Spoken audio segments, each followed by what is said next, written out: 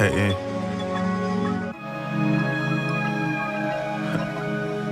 Alright. Alright. This the life that I live. This ain't the life that I chose. I gotta fight just to live. I met Envy when we was young, so actually in middle school. So I met him at Orangeview Junior High School. Basically, he a hustler, rapper, motivated. Hey, Nick, bitch that black big meat, you kidding? Like 6 hoes, me and Envy, it's litty. Fly nigga, I'm too fly for my fitting.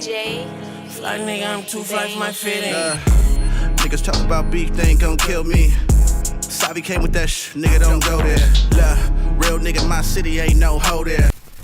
Yo, my name is JJ. They call me J Black, aka Drippy Black. I'm with my boy King Envy. We're in the interview right now. Anything y'all need to know, that's my boy from day one. From day one, anything. I'm gonna tell a story. So, we was in Inglewood one time. Like, all his homies was kicking it, chilling. No circumstance, I'm not gonna mention any names, none of that. But police rolled up on us, and they was like, "What's good?" So like, my homie was like, "Good evening, officer." So right when he said that, the officer got out, and he pointed to Ryan, King Envy. He pointed to him. He said, "What's your name?" Got his name, and he put him in handcuffs. I don't know what was going on. There was some type of stuff going on. I don't want to say anything, but handcuffs. They didn't tighten the handcuffs enough, so he slipped one handcuffs off, and he busted off running. But this whole time I'm gone. Like, I took his car, I left. So he calls me. I'm like, "Who is this calling me?" So he calls me. I pick up the phone, and he's like, "Hey, JJ, come pick me up. Come pick me up right now." So I'm in the front of the building. He's like, "I'm in front of the building." So I go pick him up in front of the building, and homie gets in the car, and he has the handcuff on his arm. I'm like, "Dude, what happened?" So he tells me like, "Hey, just go." So we book it. I'm like, "All right, man. Like, it's my cousin. Like, fuck it. Like, let's do it." So we just book it. Take him back to his girl's crib. I ended up getting the handcuffs off with some surgical scissors. It's crazy shit. Handcuffs off, like, he literally was crying. Like, I'm like, "It's not even that serious," but he's like, "Bro, you saved my life." I'm like, "It's not that serious, bro. You family. Like, I know you would do that for me." So it's like, in this life, you could be chosen to win, or shit, nigga, you could be destined to lose. That's up to you. If you lose, that's completely up to you, because life is nothing but full opportunity. And if a nigga can't take advantage of the time he got on this earth, a nigga must not take his life serious, because you don't want to wait till it's too late, because with age, you can't get that back, you know what I mean?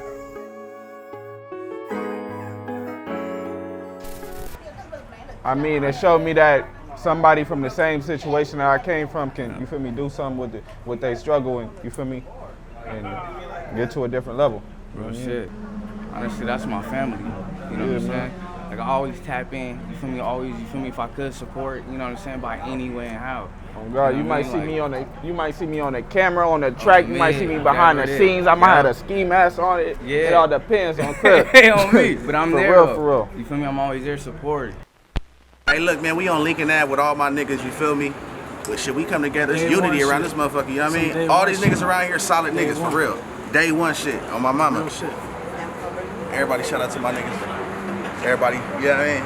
we out here. We just pushing the movement. We out here. We out here. 714 shit. Yes, sir. Drop star, baby.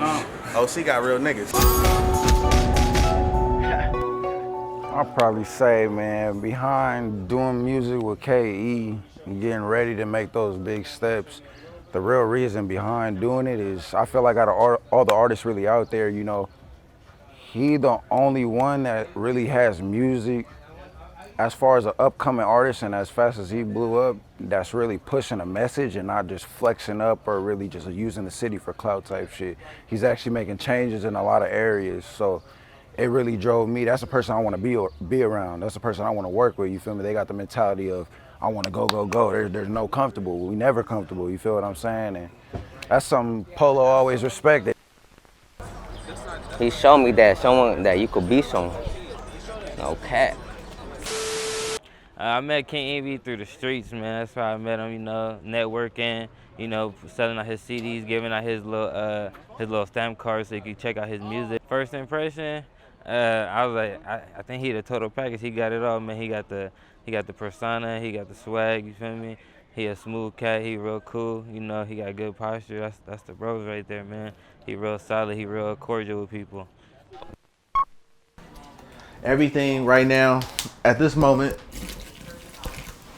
I feel like every moment counts. You know what I'm saying? Back in the day, when I was young and I was growing up and I wasn't thinking a lot, we just lived for the moment.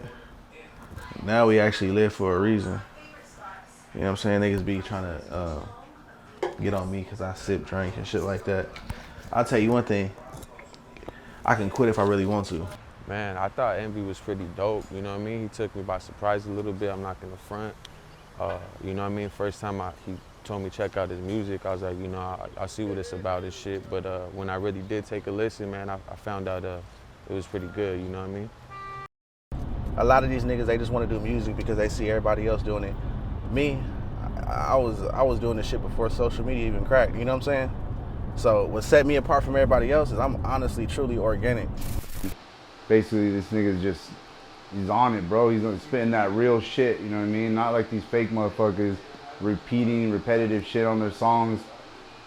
He spits that fire, that lyrics that you feel. It's like, to me, it's like a combination of like Nas and shit like Nip, you know what I mean?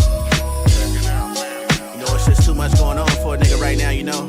Shit. That's why these young niggas just need to get some money and duck off. And don't sit on the block and try to impress niggas that's 3 times your age that's on another page. Just stay in your lane, K.E. No more heavy clouds, all I see is blue. My motto, chase your dreams until they start to chasing you. Yeah, I've been hella broke, and I've been on my dick. Granny told me, thank the Lord, you gotta pot the piss. Yeah, that's so cliche, I thought I knew it all, until I hit that county jail with all blues and draws. That shit real when you study the facts, and you can't give to them people who ain't giving it back. If you ain't with it, stop that loud shit, because the ones that keep quiet will be the ones that do some proud shit. Cause they took Nipsey, they took X, tell me what the fuck is next. All they wanted was some money and respect and a bigger check. Something that really stood out about him, that really showed me that he had something other, you know, a talent other than just what he was already into, was we had a frequent routine as kids, you know, doing the same thing together, you know what I'm saying? And we would be in the car together and we'll be riding around listening to music. He will, you know, with the radio full blast, he'll literally freestyle over the song and the rapper. It was mind-boggling to me as a kid, because we're listening to a song that we know word by word, and he's rapping his whole entire song on top of that. You know what I'm saying? It has nothing to do with what the rap. He's tuning out the actual voice, but just using the beat. You know what I'm saying? And that was real mind-boggling to me as a kid to see that. And that's when I was like, you know what? If he can do something like that, and even though I'm young to not even really know about music, but I know that meant something. And I'm like, you know, with seeing that, it made me really think, like, you know, when we do get older, and I kind of felt that he was gonna go in this path, he was gonna choose this path of music, and I knew that he was gonna kill it. And you know, I started to see the way that he would, the music would take him out the streets, you know what I'm saying? He would spend more time in the studio, and he would end up, you know, instead of going out to, you know, hanging out on the block and hanging out at liquor stores and going to do this and getting into trouble, and, you know, taking away from that put him in the studio, you know? So the studio was kind of like his home away from home, because he wasn't even really home like that, you know? When he was in, you know, if he wasn't in the streets, then he was in the studio, you know what I'm saying? So, you know, it was always about occupation for him, and being a self-made person, just being, you know, nobody really handed him nothing. You know what I'm saying? Everything he wanted, he went and got it, you know, by any means necessary. And that's somebody who I definitely had to look up to. I definitely had to look up to him for that. Shit, he got a lot to say, you feel me? Listen to what he got to say, you feel me? Relates to a lot of people out here. All his music and everything he do is a lot for the fucking community, you feel me?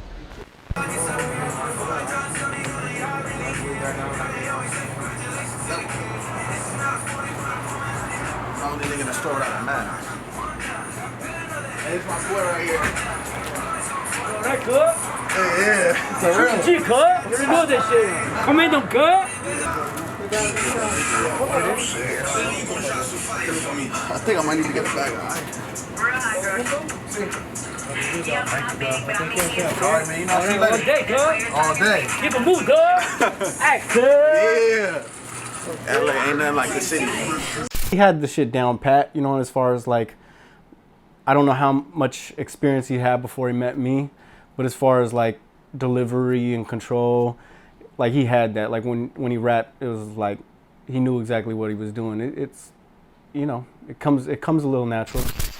The impact that he have on the people is crazy. Like we did his 1991 album release party and we were all nervous. We didn't know what the fuck to expect, but the shit turned out crazy. Like he really like brought the city out, you know?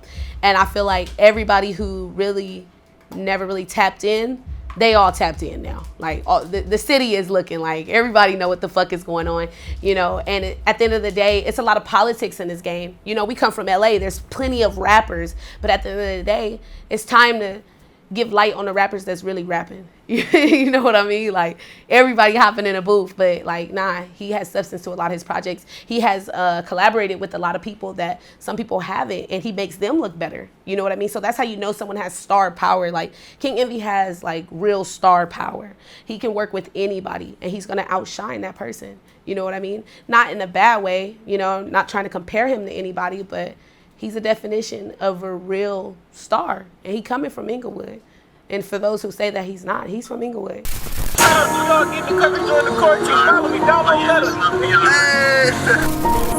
is JP Banks. I get confused and say fuck the niggas. I don't wanna lose, I don't wanna lose. Read me right and wrong, you guys have to choose. I don't wanna lose. Hard working, you know what I'm saying? Working on that green thing. Look at this shit. Fuck the rules. This nigga put this shit together. Remember me and Nick. Big. Really I like the flex, I like the flex, I like the dream big. I don't want stress, I don't want stress. I like the dream big, I like the dream big. I like the dream big, I like the dream big.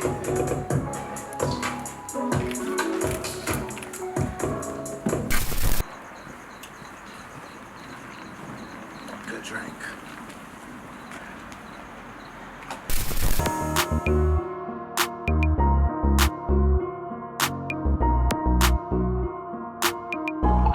Let you know right now, I'm just talking about food. This is the best. What's going on, OG? This Big Daddy right here is my boy. Yes, Big sir. Daddy. Yes, sir. What's going on? What you got to say about this guy, King Envy? You want the mac or what? The greens? You already know. Let me get them green beans with the mac and cheese. Green beans in the mac? Yes. Yes, sir. How long have you known this guy for? Is he certified right here in Inglewood? He's certified. He's a real man. That's right. We're proud of him over here. For real. He's bringing the whole area up, all on his village. That's why they call him the king.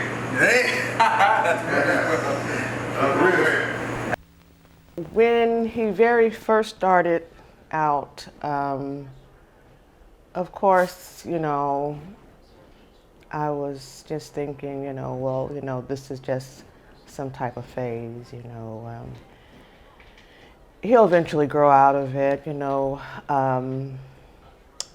But then he just continued and continued, and he just started putting more and more into it, and then I realized it was something that he really wanted.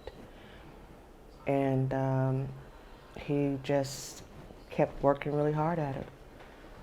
He was very mild, quiet, and I wasn't around him a lot in his younger days, but he was always real quiet, shy, stayed kind of to himself.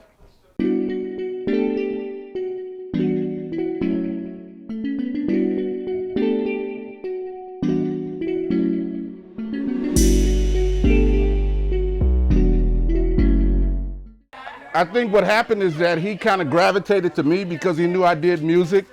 I was a producer, songwriter, that sort of thing. I had a studio.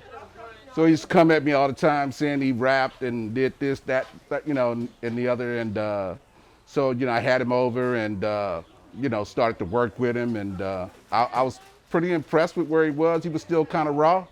But over the years he's really, come into himself and started to master, his skill set. So, yeah. What's your name? Brian. Are you a junior? Yes. Okay. How old are you? 8. You're 8 years old? What is one of your dad's favorite songs? Pull Up. Oh, you like Pull Up? Mm-hmm. Do you know how it goes a little bit? No. You don't know how it goes, or you're scared to say it? I don't know how it goes. What do you love about your dad? He's talented and nice. Does a lot of your friends know that your dad is a rapper? Mhm. And what do they say? They say, "Is your dad a rapper and stuff? And is he famous?"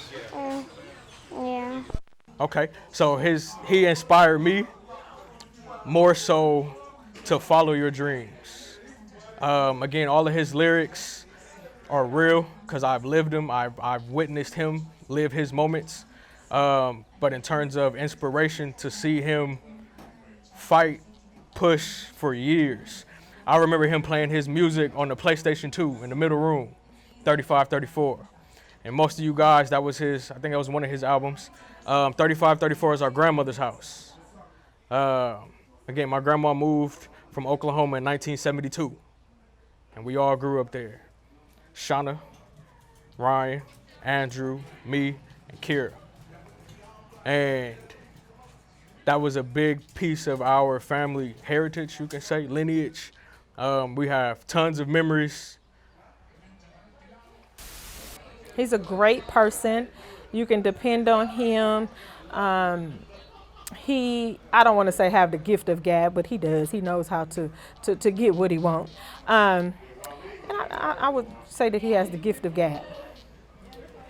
He's made mistakes in the past, as we all have, but to the heart, he's a good dude. He cares about people, cares about his kids, respect his grind. How has this music journey been for you? It's been wonderful. I honestly, like right now, like the point I'm at in my life right now, I didn't expect to be right here, you know what I'm saying? And as you know personally, you feel me, the elevation and the levels that we came from, we started from the bottom, and right now we at the moment where we actually finally being heard, you know what I mean? So right now, it's like living in a dream, you know what I'm saying? A dream I've been waiting to come true. Hey, I just want to thank God right now for me being here at this very moment, being able to make this good music. And look, to everybody out there that's been fucking with me, just know we gonna keep this shit rocking. And if you got a dream, the best exercise is to chase it. Let's get it.